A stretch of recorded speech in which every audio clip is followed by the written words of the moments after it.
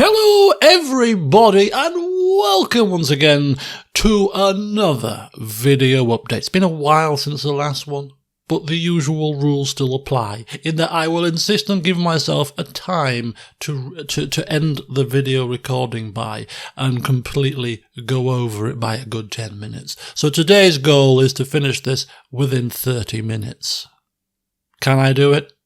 Probably not. If you're a betting man, you'd probably say no. Anyway, hope you like the background to this video update. It's a screenshot that I took in Plaguedale Requiem, of which I've taken a handful. Some really nice vistas in that game. So I went into the screenshots folder and thought, oh, this is a very nice one. We'll use that for today's video update, and then I'll use another couple for my desktop backgrounds at some point throughout the year, because it's a very nice looking game. But anyway.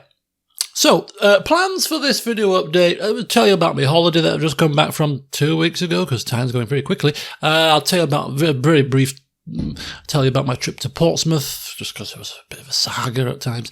Tell you about why I'm dressed smartly today, and it's because I've been to the car garage. I'll tell you about that in terms of, they rung me to say, do you want a new car? So I'm like, I'll come down and discuss figures, but I don't think you're going to get me in a new car because the car that I'm in is a pretty good deal. So, but I'll keep myself open-minded and see whether you can do something for me. So I went down this morning. How did that fare? I'll tell you in a brief moment. Then we'll focus on the channel. Why not? Some channel-based stuff. Let's get to the meat and bones of the session. But anyway, I haven't got any timings up. I haven't got myself on preview, so this 30 minutes, I'm just judging myself by the clock. 30 minutes would be 13:40, so just so I can keep myself on track here. So, holiday. Yes, I went on holiday June the 23rd. It was a Friday. I went on a cruise.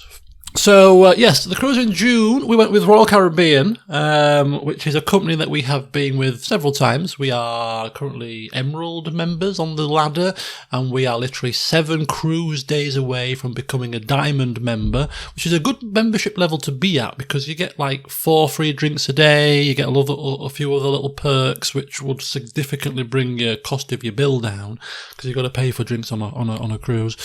So yeah, we would like to get to that status because it would help with future holidays with Royal Caribbean. But the question is, will I be returning with Royal Caribbean or not? So this was our 7th cruise with Royal Caribbean. Most of our cruises we do with Princess Cruises, which is our favourite cruise company, catered towards the older person. You don't get many kids on there. It's very kind of relaxed, almost like a very traditional style kind of cruise ship, in that you get a lot of the old school traditions and things. Whereas Royal Caribbean are becoming a lot more family orientated now. Not always a bad thing. But how was the holiday? Well, the last time we went with Royal Caribbean was 2019, before the old dreaded pandemic. And it was the Symphony of the Seas was the name of the ship we went on in 2019. And it was the largest cruise ship on the waters at the time. And we had an absolutely fantastic time. Ship was lovely, lots to do. Although there was over 6,000 passengers on it, and it was near enough to full capacity at the time, you never felt like you were on a ship you never felt that there were that many people on the ship, because there was that much for them to do, that many different restaurants for them to go in, loads of sunbeds, that it never felt like you were tripping over people. You always got what you wanted when you wanted it, without having to queue for too long, because there was so much different spaces for people to utilise that they weren't all crammed into the same space. And even for the buffet, for the food, you never struggled to get a table. You never struggled to get what you wanted. So I really enjoyed it. Really fantastic. One of the best cruises that I'd been on was the cruise in 2019 on the Symphony. And so, after pandemic, we've been back with Princess last June. That was fine. Went with P&O in November, just gone. That was, there's a few gripes with that cruise, but overall, it was decent. And then we come to this one. Well, I'm gonna sound so like really, really first world problems here, but okay. So Royal Caribbean, haven't been since 2019. how they faring post-pandemic. Let's have a look. So the cruise price was very reasonable. It's a very good cruise price. And we saved like 200 and odd quid each because we let them pick our cabin for us, which we don't usually do because we like to be at the back of the ship for my mum's mobility, because that's where the buffet is at the back, and that's usually where the laundry is near the back. So we pick a cabin near the back. But there's no laundry on Royal Caribbean because they don't allow you to iron and wash your own clothes on the ship. Because why? Their excuse was, oh, there was a fire on one of the ships, or nearly a fire. So we stopped doing that. Other ships still do it. How about you tell it how it is and just say that you stopped doing that because you want to force people to use your pressing service, which costs money if you want to get your clothes ironed? How about you just tell it how it is? This is going to be the start of a common theme of my rant now. So the cruise price itself was reasonable. It was actually one of the lowest cruise prices we've paid, actually, for a 2-week cruise, so we were quite happy with that. Got on the ship, and very quickly, my mother's in a wheelchair, so we usually get to push her to the front of the queues, but there wasn't that many queues, so we were checked in, and on the ship, I'd say less than 15, 20 minutes from getting off the coach in Southampton. Fantastic. Smooth transition onto the ship. We get onto the ship and it's like, whoa, we're on holiday. Holiday starts when you put your foot on the ship. And we've been on this ship before. We went on this ship. It was the Anthem of the Seas. Went on this ship in 2015. Now, in 2015, my memory of this ship was two things. The first thing was there was a lot of kids on it. But we booked it a bit closer. We booked it the first week of July. Scottish kids had broken up from school earlier than the English kids. It was full of Scottish kids last time, running around amok. And you struggled to get sunbeds last time, I remember, from 2015. I was getting up at like sort of 8 in the morning to get a sunbed. And that's because we wanted to get a sunbed right near the big TV screen outside on the top deck because they were showing Wimbledon. So, it was a sacrifice that I was willing to make. So what are my two memories of 2015 on the ship? Memories of 2023 on the ship. Kids. Even though we went back end of June, the Scottish kids still were there. There are plenty. And quite a few American kids, because it was the 4th of July cruise as well, because, the 4th of July fell on that particular holiday, and a lot of Americans like to come over to see Europe. So, and this cruise itinerary that we were on is only done twice a year. So it's always a busy itinerary, a busy cruise, that particular cruise apparently on that ship, because it's, because of the circumstances. So on this cruise, there were a lot of kids again. Oh no. Oh. And I say kids, it wasn't like children, it was like teenage kids, running around, back-chatting, touching things. It was like stampedes of them at times, running through the corridors of the ship. There was just at times it was a bit much, but ultimately it wasn't so bad that it spoiled too much, to be honest with you. But there was a lot of teens, I shall say, not rather than kids, a lot of teens. Unsupervised teens, because you're on a ship. Where can you go apart from over the railing? So your parents don't give a crap about you. They just leave you to run around because there's no parents within a 2-mile radius, it seems, of these children. But anyway, so there was an issue with kids.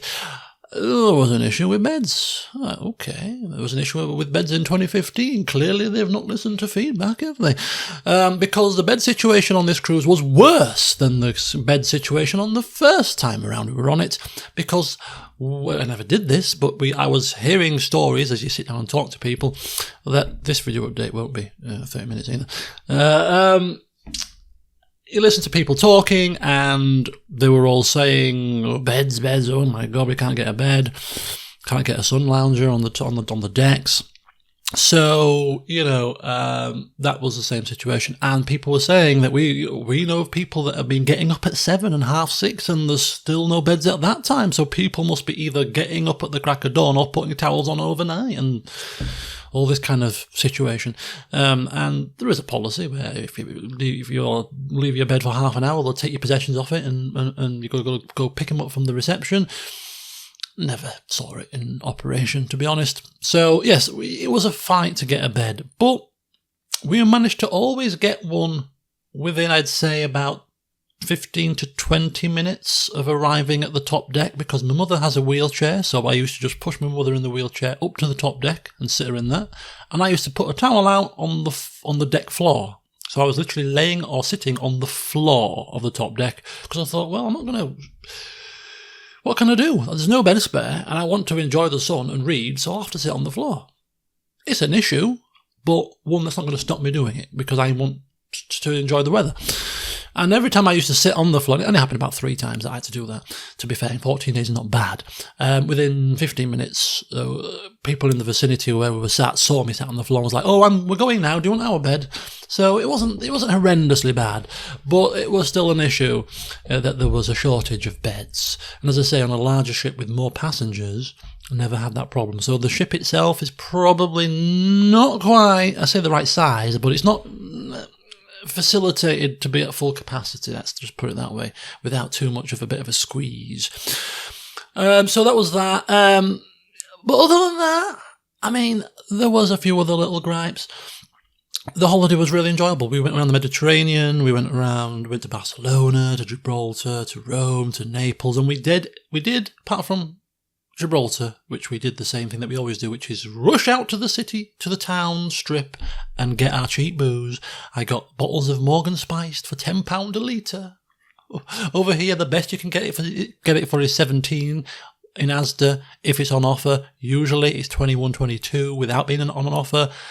£10 a bottle in Gibraltar, folks, without all that alcohol duty on it. So I got 6 bottles of Morgans. So we did that in Gibraltar. We always do that in Gibraltar. That's the stop where you get your cheap booze. But like in Rome, I've been to Rome 3 times. We've been to the port and Civitavecchia 5 times. So we've been 3 times into Rome itself, and then twice we've just stayed in the port town to do something a bit different. This time I said we're going to go to Rome and we're going to do it ourselves. So we got on a train to Rome, which was an experience. I've been on a train to Florence once before, so we thought we're going to do it. So we did. We got off. We went to Rome and did the open hop-on, hop-off bus tour, because I intended to walk around a bit more and do some things ourselves, but with the time it took to get to Rome and the time it takes to get back and the 33-degree heat, I was like, Mother, we're just going to sit on this bus and we're not going to get off, and I'll just take a few snaps of the sights, because I've seen a lot of the ruins of Rome, given that this was the 4th time that I'd been there. But I love the place, and at some point I'm going to have to go back and do a 5-day kind of city break there, so I can get out on foot and explore everything on foot, because you'll find in Rome that there are just scattered ruins all over, interspersed with the modern. Could be a row of shops, and then there's a gap, and there's some ruins of a temple there, and then there's some more shops. It's like it's a surreal place. It really is. And I love it to bits. Absolutely, it's my favourite city. It shouldn't come as a surprise. But so we did that. So that was a bit different, because we'd never done the hop-on, hop-off bus tours before, and we saw a couple of new things that we'd not seen from our previous trip. So it was quite nice and relaxing. In Naples, we got on a ferry across to the Isle of Capri. Never done that before. So we got off the cruise ship to get on a ferry to get up to Capri, to then book a boat tour.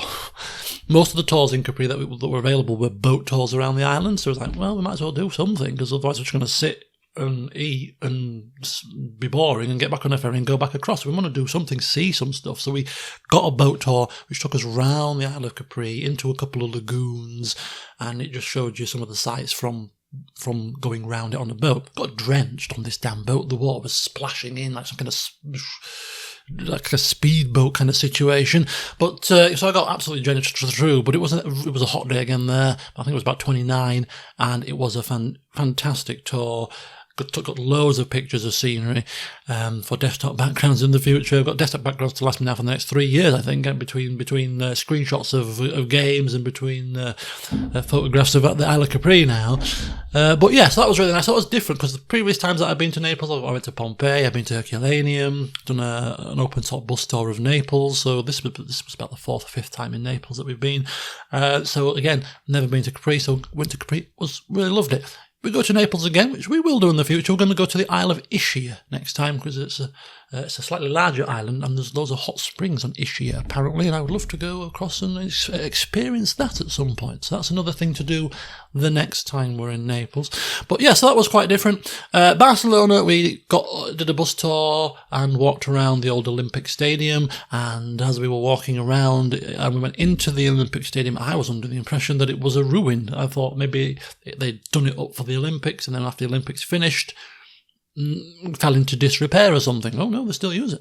And as I went through the doors and looked out into the running track and the infield, they were all stapling a carpet down. I'm like, what's happening here? So I asked the security guard, and she said, oh, they're preparing for the Harry Styles concert this weekend. Oh, Harry Styles concert, you say? So yeah, clearly they still use it. And I didn't realise, but that stadium was actually built in the 1920s, I think it was. So it wasn't built for the Olympics. It was built as a stadium. It's just they happened to use that as part of the Olympics in 1992. So I learned a little bit about the history of that. And we had a bit of a walk around that area and then got back on the hop-on, hop-off bus and back round. So that was Barcelona. Villafranche, we didn't get off because it was raining for 4 hours in the morning. So we saw the rain and we thought to ourselves, me and my mother, we said, should we stay on? It's raining.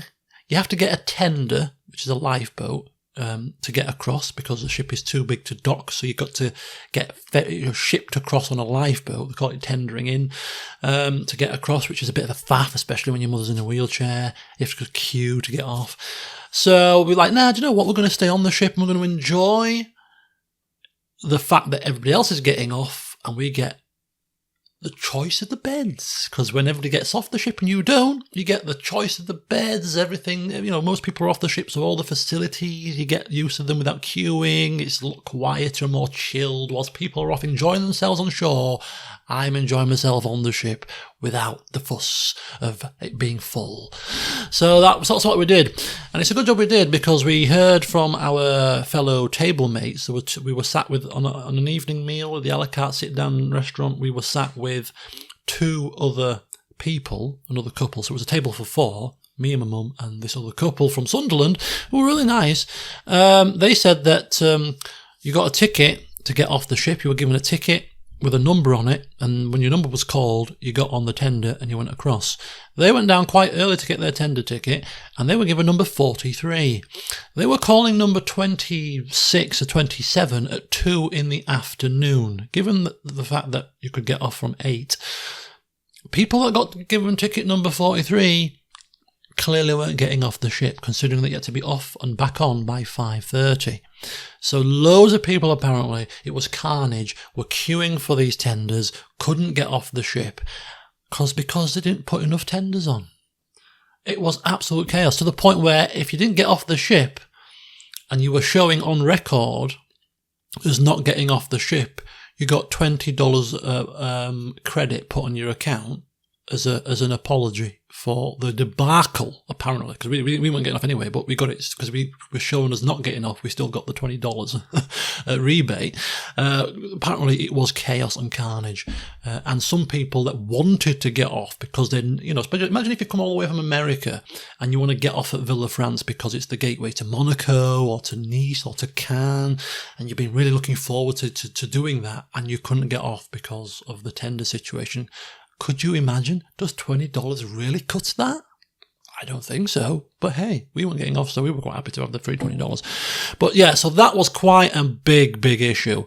And that, as I said, is more evidence of the fact that when the ship was full, as it was for this itinerary, they didn't really cope very well with it. Not enough facilities and not well run for the amount of people that was on it. In terms of the buffet restaurant, you know, the amount of staff wandering around, plates, ordinarily on a cruise, if you finish your food and you leave your plate on your table and you go get another course, that plate is gone in seconds. They're like vultures. You can barely put your fork down and they're swiping it away from you. You know, it's like, oh my God, highly efficient here. Plates were piled on the table for 10-15 minutes before somebody would take it away. You could be on your dessert and still have your starter and your main course plate still down. I'm talking the buffet here, not the sit-down meal on an evening. But again, evidence of the ship being understaffed for the amount of people that are on it. And this is what boils down to my final conclusion with the Royal Caribbean.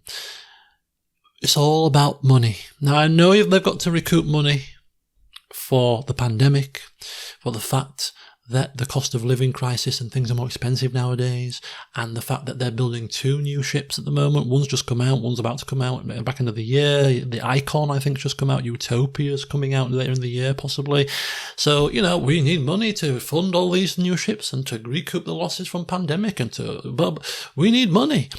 But it was obvious. It was kind of in-your-face money grabbing, which for me, coming from Yorkshire particularly, puts me off a lot. It really does put me off. So, as I say, the cruise price itself was reasonable. We get on the ship. I like a drink.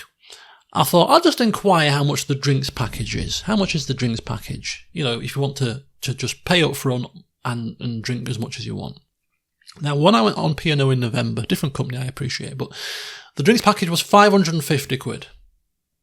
Pretty much you can drink what you want. You can drink up to 15 drinks a day. It's not unlimited, but a normal person, 15 alcoholic drinks a day is probably going to be just about enough, I never breached that in November. So 550 quid was the cost of your drinks package. Same on board as it was if you've pre-booked it. I went to the little bar. How much is the drinks package, sir? Oh, the drinks package, $1,400, please. What, excuse me? Did I just hear that correctly? Yeah, $1,400, which works out to what, about 1,200 quid with the exchange rate? Not having a drinks package, then, clearly. Yeah, extortionate. And it's gone up even from when I was on it last time. Last time I was on it, I think it was about 800 odd, maybe even $900. $1,400. That was, if it's about 1,200 quid, just short of the price I paid for the entire cruise. So I thought, oh my God. The prices of the drinks on the ship were rather expensive. But they're in dollars, and the pound is pretty weak against the dollar, which doesn't help as well. But a single rum and coke for me, about 8 quid, which is very expensive. A pint of lager, you want a pint or a bottle of lager? You're paying 7 quid. Now, I don't drink pints or lager, but I know that's expensive. My mum's cocktails, martinis, little chocolate martinis, which were previously $12 in 2019, are now $15. Again, prices. Pretty expensive. So again, leaves a bit of a sour taste. But I had my 2 drinks a night before dinner, and my table mates on an evening meal in the a la carte restaurant saw me buy a glass of wine on the first evening, and they were like, don't buy wine, we've got drinks packages, we'll get you wine for you. So they kindly got my wine every evening. So I got like 2 or 3 glasses of wine on an evening with my meal for free because they used their drinks package, and they bought the drinks package before they went on the ship. And apparently if you did that, it was half the price. Which I might have paid for if it was half the price. So they charge you so much more when you're on the ship compared to off it. So there's your little tip. If you do go and get your drinks packages before you get on, because they put a tax on it and a service charge on it and basically charge you through the nose. So that was the first thing. The second thing was, which the prices of the drinks was quite clear. We go to a specialty dining restaurant, and the specialty dining restaurant, the food in the a la carte regular restaurant in the evening is really good quality. The a la carte specialty restaurants, the food is just that little notch higher. It's almost like it really is fine dining if you pay to go into these specialty restaurants. Now, the specialty restaurant that we pay to go into, we've been in every cruise with Royal Caribbean. It used to be, I think, $25 when we first started cruising in 2007. Last time in 2019, it was $40. That's your cover charge. Your food is, bearing in mind, your food is included with the cruise. So this is an extra charge for the fine dining specialty restaurant. Nowhere did it show you the price on the menu or in the book. It just says there's a cover charge. And we should have asked before we booked it, how much is a cover charge now? Bearing in mind the drinks package has gone up extortionately, the drinks are more expensive, maybe the cover charge of the restaurant's gone up a bit as well. We should have asked, but we didn't. So we just booked it, we sat down, we had our meal. Now, I was full of cold on that particular evening, so I didn't enjoy my dinner because I couldn't eat, I wasn't hungry, I was feeling a bit sick, and my nose was blocked, I was coughing like mad, so I didn't really enjoy my dinner because I was ill. The bill came. $65 each. It'd gone up by $25 since 2019. I was mortified, because if I'd have realised it was that expensive before booking it, I would not have booked it. It's as clear, it's as simple as that, because that to me was just extortionate, considering I've already paid for my food on this holiday. So it's gone up by $25 since 2019. $65 each. Now that's not the worst thing. We've been on over 20 cruises since 2007, me and my mother, and every cruise you get a lobster for free. One night of the holiday. They always do a lobster night, a gala night. You get your lobster, you get your beef Wellington, you get all your fancy food on this one gala night. It's usually on the last form, or you're all dressed to the nines in your tuxedos and your ball gowns if you're a woman, and you get all the finest of foods. And it's delicious, and it's a grand affair, and you wave your napkins, and they do a parade and everything. Start of this year, apparently, according to the staff, when we asked why, Royal Caribbean bigwigs have decided that they are no longer going to do lobster night, because, hey, lobsters aren't cheap, are they? And we are trying to make money, hand over fist. So there was no lobster night. If you wanted lobster in the main a la carte sort of evening restaurant, you had to pay a cover charge of like $14 to have that dish. You want lobster? You can have lobster. Just pay $14 for it. No, you used to get it for free, and I'm not paying $14. I mean, I love lobster. That's why I was quite upset when they said, "Oh, there's no more lobster nights." Excuse me, what? So it's the first cruise since I started cruising in 2007 where there's been no lobster night. So I thought it doesn't matter. We're booked into the speciality sit-down restaurant. Lobster's on the menu there. I'll have lobster on that day. So we sat down in this speciality restaurant where we'd paid £65 at the end of it all. And the fact that we've paid for the food on the cruise to get onto the holiday, that's, it's full board. Bearing in mind I've paid $65 to come to this speciality restaurant when it was $40 only 4 years ago, and $20 when we first started. Don't make me 25 actually. They had the cheek to say, "Oh yes, the whole menu's available to you, sir, for the $65 surcharge you've just paid. But if you want lobster, you still got to pay that $14. But I've paid $65 to come here. Why am I paying an extra $14 for a bit of lobster? Surely you can throw that in for free on the menu when I've paid $65 to come in here." Oh no. No, apparently not. So the entire half an hour of this video update is me talking about my cruise and how it's a money grabbing affair. But basically, that was the biggest issue with the holiday. Was that it was so noticeable that everything was money. And that for me, as a Yorkshireman and as an Englishman, I'm sure we're all quite frugal with our cash, left a bit of a sour taste, because it was just daylight robbery levels of money making. It just left a sour taste. But the plus side, because of the help of my neighbourly people on the table that we were sat down with on an evening, getting my wines for me, it meant that at 2 drinks a night, and I did pay for the thermal suite as well, 14 days in the spa, the sauna, the Turkish beds, it meant that my cruise bill on this holiday was the lowest that I've paid for the cruise bill ever, because I refused to give them my money, to the point where, I didn't get a soft drinks package either, because that was extortionate. And rather than getting cans of Coke or any soft drinks from the bars, when I was sat on the top deck thinking, I'm a bit parched, could do with a drink right now. Do you know what I'm going to do? I'm going to go down to the restaurant, to the buffet, which is only like 1 deck below the top deck, and I'm going to go get the free fruit juices from the machines in the restaurant and use them as my soft drinks. So every time I wanted a soft drink, me and my mother, I went to the restaurant, got a soft drink from the machine for free, and took it outside. Because I'm not giving them my money. It was £3.50. Oh no, $3.50. Call it about £2.75 for a can of Coke. Excuse me? By whose reckoning should it be that expensive for a can of Coke? So yeah, that for me was the biggest turn off of the holiday. The beds, I could cope. The kids, I can block them out. But what I couldn't abide was the sheer money-grabbing mentality of the company that it's just turned into. So I won't be going with Royal Caribbean again anytime soon, because I'm not giving him the cash. So we're going, hopefully, with Princess again next May. We've seen a cruise with Princess, and I'm going to assess, have Princess gone the same way, as in everything's almost twice as expensive as it used to be?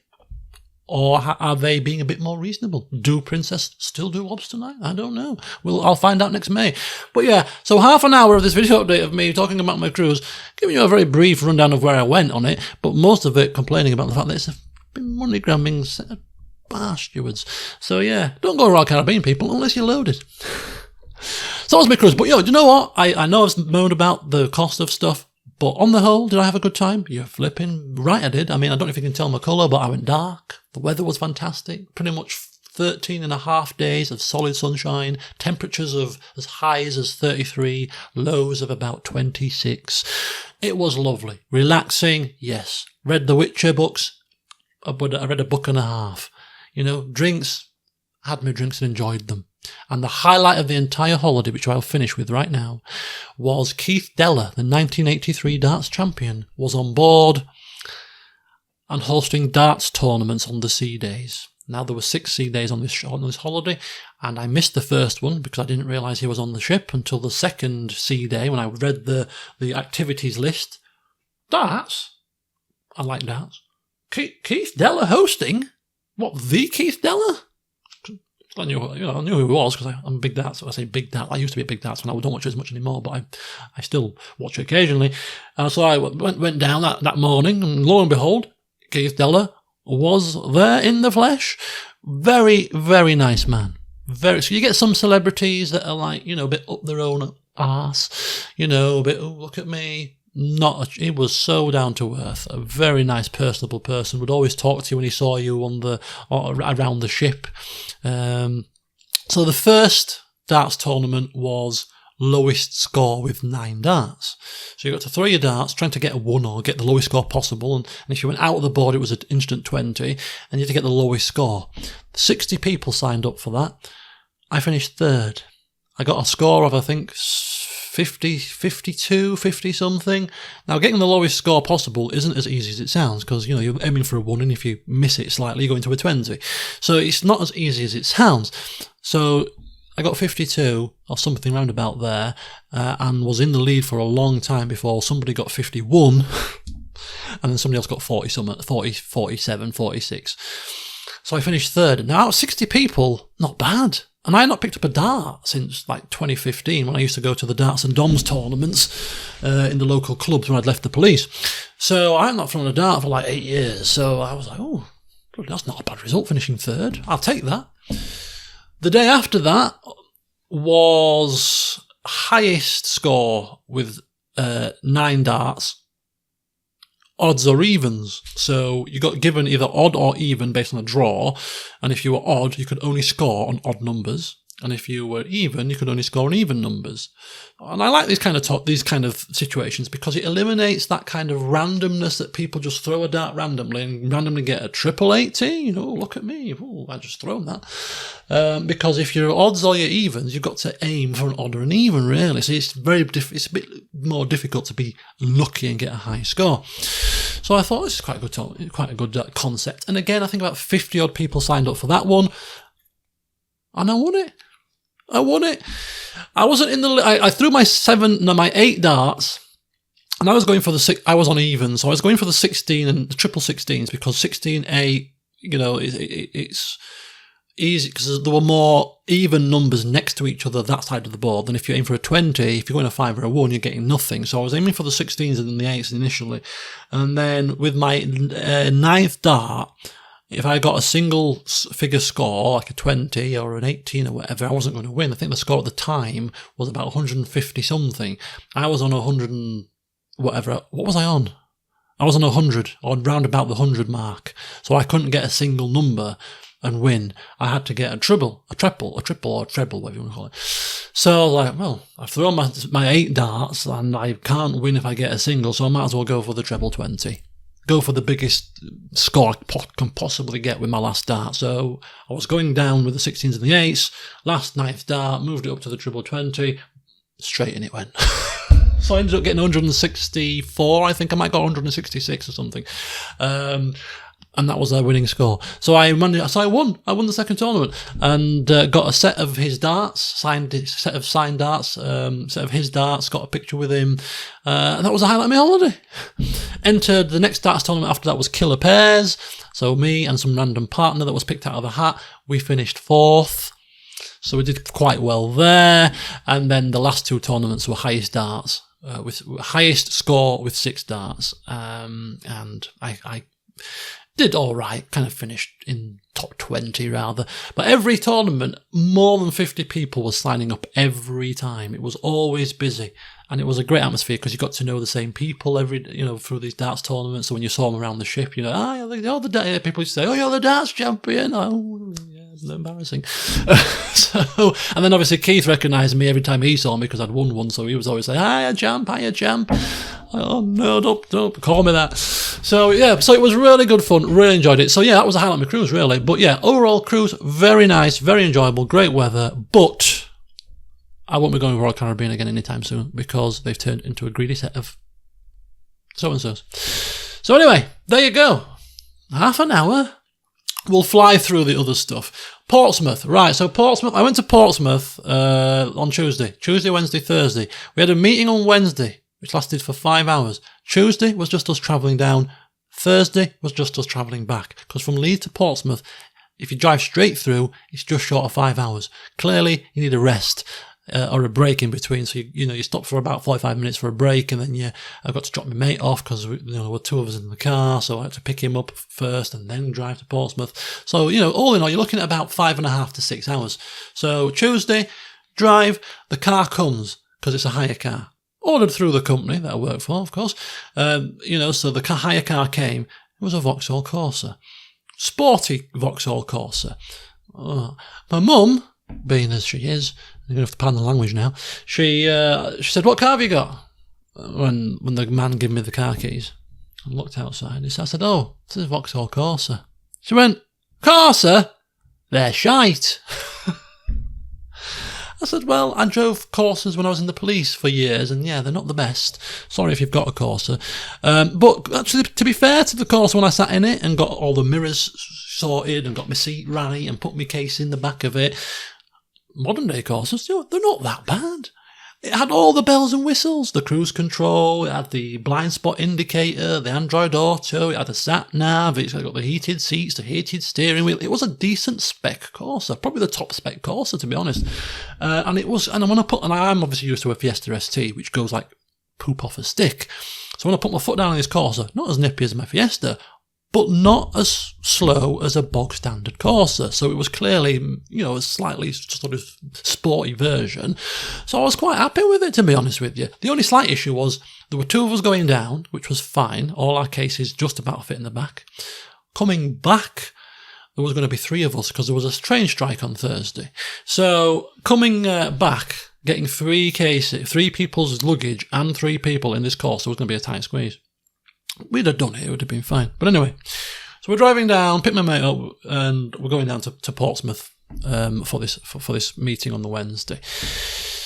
And we get about 90 miles outside of Portsmouth, bearing in mind that Portsmouth is about 250. So we've done about 150 miles in this course, so it's been fine. We've stopped off for lunch, we've got back in the car, we're going down to Portsmouth now, we're 90 miles away, and I start to put my foot down on this dual carriageway, because I'm overtaking something. So I'm putting my foot down, I'm giving it some stick, giving it some revs to get myself accelerated, and suddenly, there's a bit of a judder, and then the warning light on the dash comes up, red light, oil pressure warning, stop the car now. And the car's now beginning to slow down. There's no power, put my foot down, nothing. The car's just naturally slowing down with momentum. I'm on a dual carriageway, 70 mile per hour limit, the A34, with no hard shoulder. My car's slowing down. I'm on the inside lane at this point. No power, no juice, cars whizzing past, a big truck coming behind me. I'm thinking, oh my God, I've seen this happen before where truck drivers are not paying attention or on a mobile phone and just plough into the back of you. And I'm thinking as this truck is coming into my rear view mirror, I'm thinking, oh no, please God, no. Man, obviously went around me, thankfully. And the next turn off was a third of a mile away, which was a blessing because it could have been further than that. So the car eventually gets to 15 mile per hour.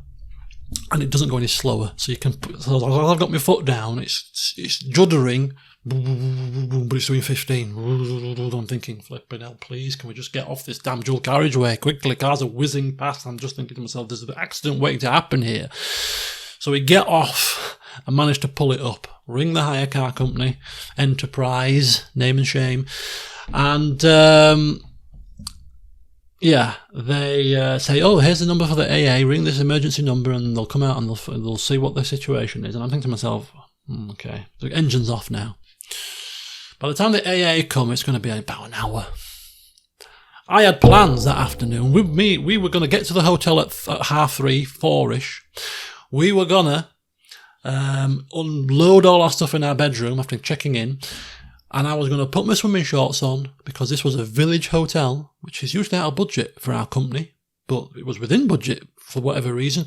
So we had the village hotel with all the breakfast and the full use of the gym facilities. And in that gym, there was a sauna and there was a steam room. And you know me, I love my thermal suites on holiday. I'm going in the sauna and the steam room and there's a pool as well. I'm using the facilities at least for an hour before we meet up with our fellow colleagues for our evening meal on Tuesday. I'm like, if I get the AA out, that's not happening, is it? I'm going to not have an opportunity to go into the sauna and spa. So I opened the bonnet. Mechanic me. What's wrong with this damn vehicle? So I loosened. I checked the tightness of the oil cap. It seemed tight. I tapped it a few times for me. I'll give it a bang, it'd be fine.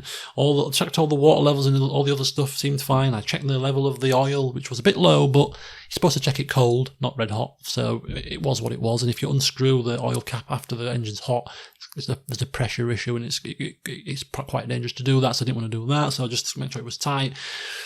Everything seemed all right. I'm not mechanic, so I just slammed the bonnet down. By this point, the car has probably been off for I'd say about 10 minutes. I was, on the phone to the company, checking all the engine, all that kind of stuff. It took me about 5 minutes to figure out how to open the bonnet. I had to Google it, where the catch was inside. Anyway, so I said to my mate, I'm going to start this car up now, and now it's cooled down, and see what the situation is. Because if the warning light has gone off, I'm going to take this car to Portsmouth. At a very low rev. No more than 60 mile per hour, just kind of limp it there, and then I'll swap the vehicle when I get there. Turn the engine on, no warning light.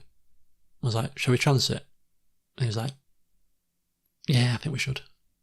So off we went. And we, I'm just thinking that this is way over half an hour. We drove to Portsmouth, or I drove to Portsmouth, got there, safe, sound, low rev, 60 mile per hour, parked the vehicle up, and enjoyed our festivities, managed to get into the sauna and the steam for an hour, and went for evening meal, and enjoyed the night, and had a very good evening after that. Went to a pub, had some drinks, got back to my room about 12 o'clock, and, other festivities may have ensued, and had a fantastic time. And then Wednesday came around and I said to myself, right, now is the time to swap this vehicle because I'm not driving back in this. First of all, it's too small. But second of all, this issue could happen again on the way back home, and therefore it's a risk. So I handed my phone, not my phone, but the details over to a lady in the office in Portsmouth who is part of our function, who heard the saga and says, you're in a meeting for 5 hours. You can't be messing around with the vehicle. Give me the keys, give me the details, I'll sort this out for you. She's another grade up from me, and she's the kind of person that you probably wouldn't want to mess with. Because I rung them first thing that morning to say, this is what's happened, can I have a new car? Oh, we've got no new cars. We've got no cars to give you until tomorrow afternoon, as in Thursday afternoon. I said, that's no good to me. I'm going back Thursday morning. We're going back to Leeds initially, and then another colleague who was coming back with us because of the train strike was going on to Middlesbrough. There's no way we're setting off in the afternoon and getting back at 10 o'clock at night. I've got things to do. I'm just playing football. But if you can get the AA to see the car, and maybe they might be able to just confirm that everything's okay, and then you can take the car back. I was like, okay, I'm not going to have this argument with you. I'm about to go into a meeting. So this other colleague of mine said that she'll take control of the situation. Now, she must have been on the phone about 15 times that afternoon on Wednesday before eventually, with grit, determination, and, playing it hardball, she managed to get the company to give us a new vehicle, which they give us a Vauxhall Grandland, which was like a bus, but hey, it was safe. We got us there in one piece. It didn't break down, and it was bigger for the luggage. So that was the saga. So Enterprise. There you go. I mean, it can happen with any car, can't it? It's one of those things. But it was the customer service afterwards that I found a bit. It's like, oh, we've got no cars. Now, if I would have been organising this myself, and it was my money, my rental, my problem, I'd have kicked up a massive fuss. You're a national company. I don't care that your enterprise in Portsmouth doesn't have a vehicle available. Your company has given me a duff vehicle that's probably going to be unsafe or risky to drive back 250 miles. Therefore, it's not for me to ring around every enterprise office within a 50-mile radius to try and find a replacement. That's your job. And that's what you need to be doing. If there's no cars in Enterprise Portsmouth, then ring your colleagues in Enterprise Southampton and get them to bring me a vehicle. Thankfully, I didn't have to go down that route because somebody else did that for me. But, not good. But other than that, Portsmouth, fantastic place. I've been twice to go on a ferry to the Isle of Wight. Never been to Portsmouth proper, but this time we did. Gun Wharf, lovely place. Had some food there, had some cocktails there on the Tuesday night. On the Wednesday night, we went to Port Solent, very nice place, lovely view of the harbour. Sat in the Wetherspoons there, sun was shining, drinking the rum. Lovely, lovely indeed. So yeah, Portsmouth. I found it quite a nice place. I mean, there's bits of it that looked a bit rough and ready, but it's a seaside town. We were not in Leeds, and it's the first time I've been to our Portsmouth office, which was quite nice as well. So really enjoyed it. So that was what I was doing this week. Quite busy, quite tired, obviously driving there and back, because I'm always a designated driver, because I like driving, and I don't like to be driven by anybody else, because I'm a bit fussy like that. I like to know I'm driving. It's nice and safe, nice and sound. So, so sort of 12 hours driving over this week, quite long. So I was quite tired yesterday. Just about recovered today, funny enough, so that was quite good. Anyway, so that's Portsmouth. New car, right, okay, so why am I dressed and not in my pyjamas today? Well, because I went to the car garage, so this is it. On Tuesday, going down to Portsmouth, just pulled up outside my mate's house, I get a phone call from Ford. Now, for those of you that don't know, I've got a Ford Fiesta ST. Absolutely love the vehicle. I had one in 2018. Got the first edition of the new model. This new model had just come out in 2018. I got it in 2018. Absolutely fell in love with the car. Had that car for 4 years. Supposed to be 3, but with the semiconductor issue, I bought the second one that I've got now. In July 21. It didn't get made until July 22, so I was waiting a whole year to get the car that I've got now. But as a result of that, I got a really good deal because they threw in all of the insurances, the gap insurance, all of the covers, the alloy wheel cover, the paint cover, the internal cover, the key cover, all for free. And because of the second-hand market going crazy because of the semiconductor issue, the value of my car had held really well compared to the finance. So I think it was about $5,000 in positive equity come July last year, which all went towards the deposit on the new car that I've got now, which brought the monthly payments down on the PCP plan to a very reasonable price. So when he rang me on Tuesday, I said, hey, I'll come down to the car dealership on Saturday morning, nice and early, because I like to get out of bed early and do these things with a fresh mind. And I said, we'll see what you can do, but I don't expect to be buying a new vehicle from you, because I've had this only a year, and I got this on a really good deal, so I really doubt you're going to match that. Just let you know that I'm not going to be made a fool of here. So I went down to the garage this morning, and that's what I said to him when I turned up. He said it wasn't him that rung me, who I was speaking to, but he said, it must have been Dave or whatever who rang you. I thought it didn't sound like a Dave, but anyway. I won't argue with you. So we'll sit down and we'll do the figures. And when I was telling him how much I was paying for the car that I've got now, he went, bloody hell, I don't think we're going to match that. I said, I know you're not. Doesn't take Einstein to work it out. But we'll talk numbers. I'm here now. I've not come here for a laugh. I'm come here because if you can do something for me, I'll exchange this car that I've had for just about a year now for a brand new one. As crazy as it sounds. So this car's black. My previous car was black. It's 3-door, light 3-door. It's got all the bells and whistles. It's an ST3, so it's got everything included. You know, it's got your performance pack, your winter pack with the heated seats, the heated steering wheel. It's got the B&O sound system. It's got all the bells and whistles, apart from the panoramic sunroof. Whoop you do. So he says, right, we've got 3 white STs on the forecourt left to sell. So I thought, well, white? If I was going to pick a car colour, black is my favourite, but I've had 2 black, so my next favourite colour would be white. As hard as it is to keep them bloody clean, I do like a crisp-looking white sports car. So white, I can do with white. 4-door, or 5-door, whatever you call it nowadays. Oh, not a big fan of that. But, you know what? The odd time that somebody gets into the back of the car, it's a bit more convenient, and the front doors are not as long, so it's a bit easier to get in and out of your car yourself in the supermarket car park. Okay. Alright, I can cope with the 4-door as well. Oh, the B&O sound system, though, is not in there either. Oh, now that is an issue, because I like my music.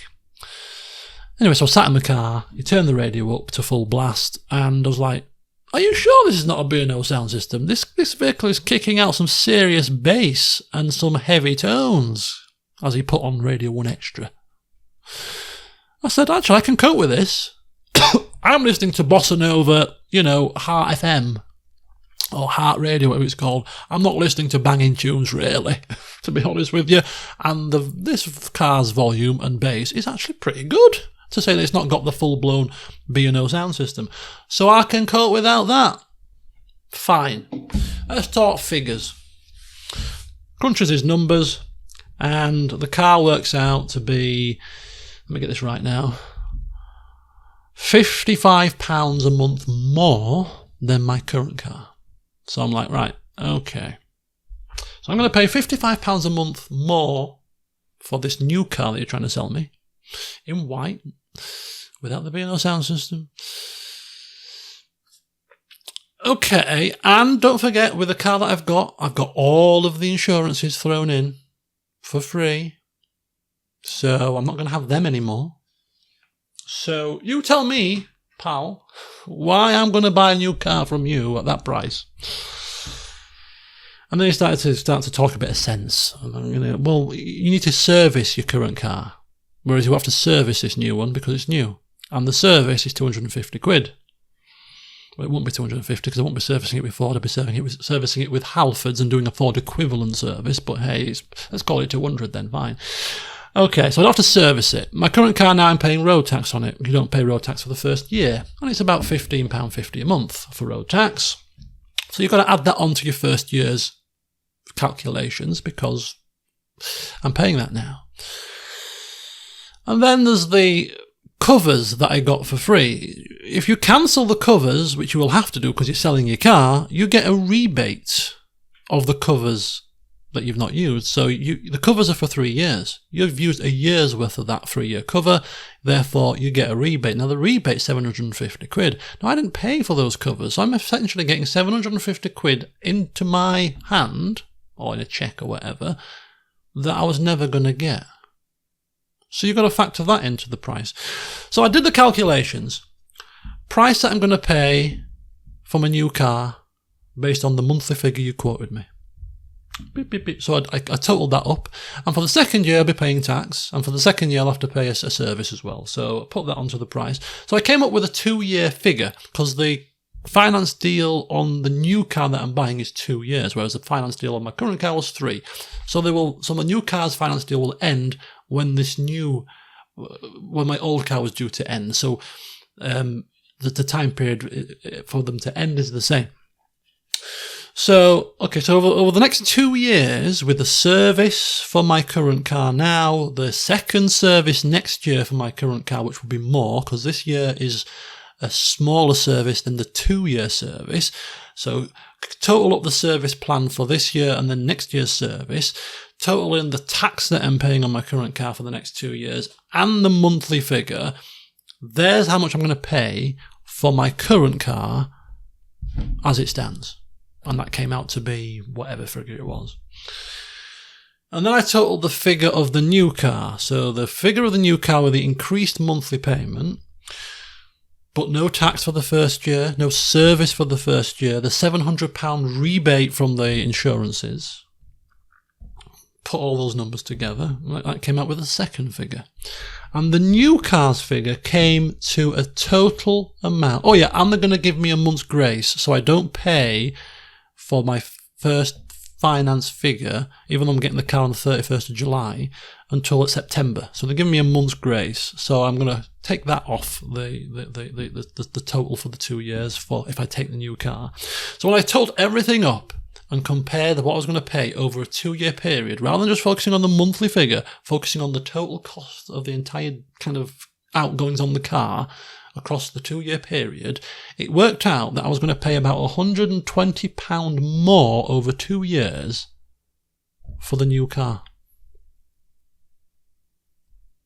Which to me, as I sat there and crunched the numbers, and he must have looked at me like I'm crazy, because I told him which industry I work in, and he was like, oh. And I said, yes, I'm very much a figures man, so there's no conning me, so you can just sit there. I said, I said to him, can I have a pen and paper, please? And, scrolling away on this paper. And he just sat there looking at me. I'm like, look, I'm frugal with my cash. So yeah, when it came to £120 difference over the 2 years, and that's not factoring in the fact that because it's a 2-year deal, I'm paying a smaller amount of interest on my payments, which means I'm paying off more of the actual finance, which means when it comes to the end of the 2 years, I'm probably going to get a better price on my new car that I'm just buying when it comes to trading it in, because it will have done less miles, it will be a newer car, it will be the last ever version of the ST, because they're not doing Fiestas anymore. That's another reason why I want to get rid of these, because there's no more Fiestas being produced ever again. So this is the last ST model. You're probably going to get a very decent price for this new car that I'm buying, and it will have a year's warranty left on it as well. Whereas on my current car, which is a 3-year deal, when I hand it back or try to sell it, it's got no warranty. So you're going to get more money when you sell your new car, supposedly, than when you sell the car that you've currently got. So, in 2 years' time, when I trade my car that I've just bought in, you've got to factor that in. Although it's a bit of a guesswork, you can't calculate that exactly. So anyway, the crux of it was, having thought about that, for the sake of £120 over 2 years, and I'm going to get a brand new car, and it's white, which means that people will know I've got a new car because it's not black, and hey, why shouldn't I let people know I've got a new car? Hey, is that a new car? It's white. Oh yes, new car, yes. I've only had me. But you've only had the old one a year. Well, yes, but hey. So I walked out and I signed on the dotted line, basically. So yes, I have got a brand new Fiesta ST3 in frozen white. I'm picking it up on the 31st of July. So my current car, no, they're not people, are they? But you get attached to them, don't you, your little vehicles. Some people give them names. I do give my car names as well. I'm not telling you what my current car name is, but anyway, so it's based on the registration plate. I named my cars based on the reg plate. The last three letters, I kind of based my name on that. But anyway, so I've only had this car a year, and I'm giving it back in 2 weeks' time. Less than 2 weeks' time. A week's time. A week and 2 days' time. I almost feel like, poor thing. I wonder if it wonders, like it's an animal or a person, that I'm just disowning it after a year because it didn't do the job. But no, it was because financially it made a little bit of sense to get this new one. Now, the most switched on of you will say, but hang on, your insurances. You've got your insurances thrown in for free now, and the only insurance that I need to keep is gap insurance. You cannot do without that. But the key cover, the car alloy wheel cover, the paint cover, the diamond bright cover, all that kind of stuff, I'm going to lose that now because That's why I'm getting the £700 rebate, which I factored into my calculations. So yes, I am paying £100 more over the course of the 2 years for my brand new car, but I'm not going to have my covers. And the covers are worth about £1,200. Over 3 years, probably about 800 over 2. So that's a slight risk, because if I do prang my car, scratch my alloys or something, I will have to pay for that out of my own money rather than having free insurance for that. But that's the risk you take, I suppose. And how often do you claim on those kind of insurances? Chances are now that I've lost them, I'll scratch my car 15 times. Anyway, so yeah, I've got a new car, purchased this morning. It made kind of, I didn't say financial sense, but it was financially viable to do it without me being too much out of pocket. So I did it. So well done, Ford Garage. You've managed to twist my arm up my back. And it was the lady who got me the good deal the first time around. When I first got the car last year, I remember telling you in a video update that I walked in there, I was like, I'm going to haggle you down. And she came out, Donna, big kind of Botox lips, and she looked quite scary. Oh my God, I'm not going to haggle with her.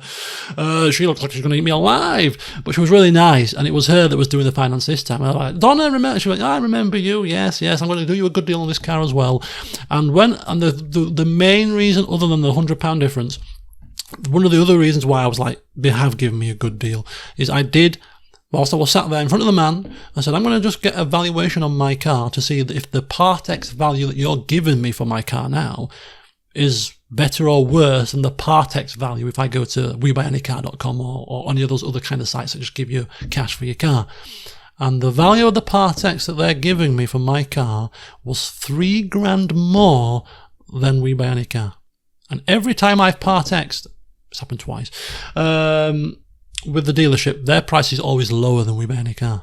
So the fact that they were giving me £3,000 more than WeBuyAnyCar for the Part X deal on this car, I knew she was doing me a good deal. So to be fair, that was another reason why I thought, do you know what, life's too short to be haggling over £100 over 2 years. Let's just go for it. Sign on the dotted line. So yeah, when I get my new car on the 31st of July, I'll take a couple of pictures and show you my crisp white Fiesta ST3, last model ever made. Not last model ever made, but last batch. Last plate, 23 plate will be your last Fiesta STs. So when I come to sell it, and I might keep it for a couple of years after the finance deal runs out and then maybe sell it, I think I might get a nice little deal on that, with it being, the last ever model ST3. We'll see. But anyway, there you go. Right, schedule on the channel. We've been going for longer than an hour now, so I make no apologies. I'm not done a video update for ages. This could have been a video update stream. And my friend's just rung me because I'm going to her house in about an hour's time, so I need to ring her back. But anyway, schedule, channel. Right, here we go. I'm going to keep this to less than 10 minutes because most of these video updates, who cares about the channel? Let's just talk about random nonsense and cruises for an hour and cars and whatever else. Right, channel. It's going to be a busy second half of the year. I've looked at the games coming out and I'm like, I want to play that, I want to play this, I want to play that. Right, here goes nothing. You should all know the plan if you've been watching my streams, but if this is for those of you that don't tend to check streams out or just miss a few things here and there, on the channel now, F1 Manager. We're going to play that to a finish. And Plague Tale Requiem, we're playing that to a finish. Replacing Plague Tale Requiem will be Baldur's Gate 3. Replacing F1 Manager will be Three Kingdoms, Total War. I may throw in a third side series, such as Pentiment, Shelley, if you're watching this video and have got this far.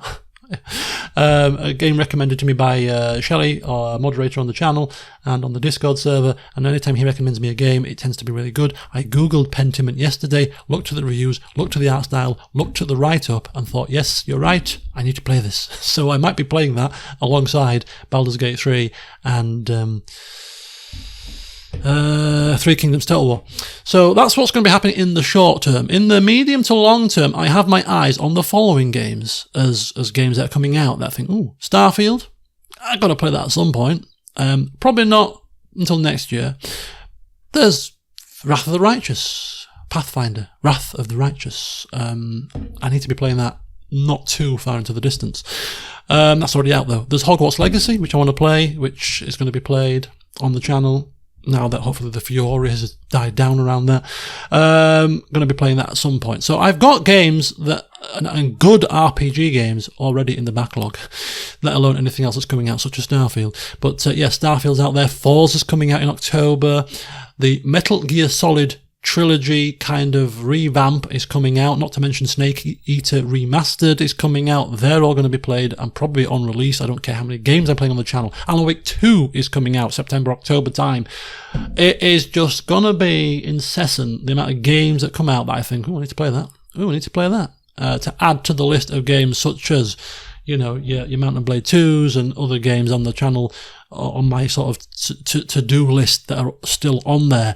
Games and mods such as DEI for Rome 2, such as Medieval 1212, such as, you know, a second season of the Cliffs of Amber to finish. Busy, to the point where I said it once and I say it again, I wish I was rich, millionaire, multimillionaire, so I could do this and spend more time devoted to it, because the amount of time I have to devote to LPing and streaming nowadays, given my other commitments, is not as much as it used to be, which makes it tricky when we have these periods of loads of games that you want to play. Oh yeah, and Cyberpunk too. Let's not forget that, because that's almost patched to a finish. That's going to be that's on the list and to be played. I could be playing the games that are already out and on my list for the next 3 years. That's without new games coming out. So I need to try to get into a bit more of a rhythm and a routine and be a bit more planned and organised with my time. And what I mean by that is if I know that I can't stream or record on a Wednesday because I'm going out to play some games and I'm not going to have time, then I need to be smart enough to be able to say, right, I'll sit down and record a couple of sessions then, so that I can schedule them, so that when I'm not present, the session's still going up. The thing that stops me from doing that at the moment is I really enjoy streaming and recording sessions, talking to nobody, although I've done that now for the past over an hour, isn't quite so much fun. But I'm going to have to get past that and get back into the old ways of working, which is recorded sessions with the streams thrown in to help with pacing and interactivity. So that's what I'm going to do going forward as of tomorrow. A help with that, I thought my mother was coming upstairs. She was running to the door. A big help with that is the fact that Virgin have increased their upload speed by 2. So it used to be 50 meg upload speed. It's now gone to 100 meg. Oh, my mate's here now, so I'm going to have to sign off. But anyway, that's the schedule. Yeah, 1 minute! That's the schedule as it looks in the short term. And that is the list of games that you can look forward to seeing over the next year, probably. But yeah, so I'm going to dive myself into some recordings, get myself going with those again, and start to get the pacing up on the channel so that I can get the games played and get the new games up and running. So yeah, I feel like I've been thrown off my stride now. My mate's come. I'm going to her house when she's finished talking to my mother for the next half an hour. So this video update you're going to see tomorrow being Sunday, because I won't be able to upload it today now because it's dragged on for over an hour. But anyway, I make no apologies. And if you sat there till the end of this, leave me a comment and saying, I made it to the end. I did, honestly. Because I'm intrigued. Do people actually watch me ramble on for an hour, or listen to me ramble on for an hour, or think that's an hour long upgrade video? Bloody hell. I'll watch the first 10 minutes and think, oh, I'm bored now. I don't know. So if you got to the end, please let me know, because it'll be interesting to see. But yeah, I'm going to finish on one last thing. So channel, yeah, I've told you what I'm uploading, or what I'm playing. You know the kind of short-term plan. So yeah, it'll be Baldur's Gate 3, Pentiment, and Three Kingdoms, starting around about August time all together. And then we'll take it after that from there. But anyway, final thing. Baldur's Gate 3 has been on my radar for a long time. I was always going to play it on release. We're going to be continuing Godan's story, maybe. 90% sure I am, until I boot the game up and see the vast races available, and then I think, do I want to create something else? Something weird and wonderful? I don't know. I think we're going to continue with Godan. I think it'd be quite cool to do so. So we're probably going to continue with Godan, Firehammer. And if you don't know who he is, you can check out my BG 1 and 2 playthroughs within 2 weeks to catch up. Good luck with that. But anyway, so yeah, I was always going to play it I've been looking forward to it since it was first announced, and now that it's getting closer, I'm getting a bit more excited. I'm not like massively excited so that I can't contain myself, but it's been a while since I've been this excited about a game. And I'm always very cautious with excitement because you always get let down in the gaming industry nowadays with games being unfinished, unreleased. But this is different. This feels different. It's been an alpha for a long time. Larian give a lot of love to their games, so I'm kind of looking forward to it. And therefore, imagine my surprise last week or earlier this week. I think it was earlier this week. When from a very, very, very long-standing member of the community, I'm not going to name this individual because I haven't asked to see whether or not he wanted to be named, and I don't want to, do this without permission. But imagine my surprise when I was in Portsmouth. It was on Wednesday. I checked my messages, my emails on my personal phone, and I was like, "You have been given a Steam gift."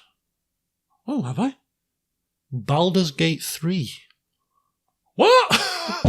So, a very long-standing member of the community who's taken part in role plays in the past and has been a member of the old forums and has been a member of the Discord and has followed me for a long time, has kindly gifted me Baldur's Gate 3 completely out of the blue.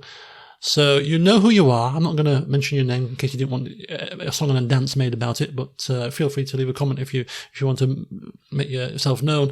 But you know who you are. So thank you so very much. I've already said thank you, of course, but yeah, absolutely. Could not believe it. Did not expect it. I was always going to play it, always going to buy it. So to have it gifted was a massive, massive surprise, a very pleasant surprise. And I've installed it already. And I loaded it up before this video update. It's still in early access, of course, because it's not been fully released, but you can still play the first chapter in early access. And as I booted it up and heard the music, I was like, I could create a character and have a bit of a play around. Maybe even do like a early access, create a character stream before the full release. What do you reckon to that, folks? Would you be up for that? Just a bit of maybe a couple of hours of poking around the early access version. Maybe you'll have a look at what's available for character creation, like we did with the Pathfinder Wrath of the Righteous stream. Let me know what you think of that. So if you have watched to the end, now's your chance to see whether or not doing something like that might be up your street. But we don't have long to wait. The 3rd of August is the full release, which is a Thursday. I play football, so I won't be streaming it until the Sunday, which will be the 6th, I think. So a bit of a slight delay, but nonetheless, we'll be cracking on with that as soon as possible. If it's not a stream, I could get a recorded session up. Kind of want to do a recorded session first to set the scene because I might do a bit of a backstory. Godin's been out of action for several years, so it might be worth doing an intro fully recorded video to give you the story rather than the first session being a stream, I suppose. I'll play it by ear. But yeah, it's coming soon. It's coming very soon. And I'm looking forward to it. So yeah, thank you for that absolutely fantastic gift. I shall be making much use out of it. I reckon it's going to be more than 200 hours of game time put into that game. Not to mention any sort of second or side series of co-op and whatever else can come out of that game by the time you've finished with it. So there you go, folks. A video update which has been over 2 times as long as I first anticipated. This is probably the worst example of sticking to timing I have ever done. So yeah, not much left to say other than enjoy the rest of your weekend, folks, and hopefully see you later this evening by the time you're watching this for another stream of Plague Tale Requiem. Until then, though, go forth and enjoy the rest of your day. I'll see you soon.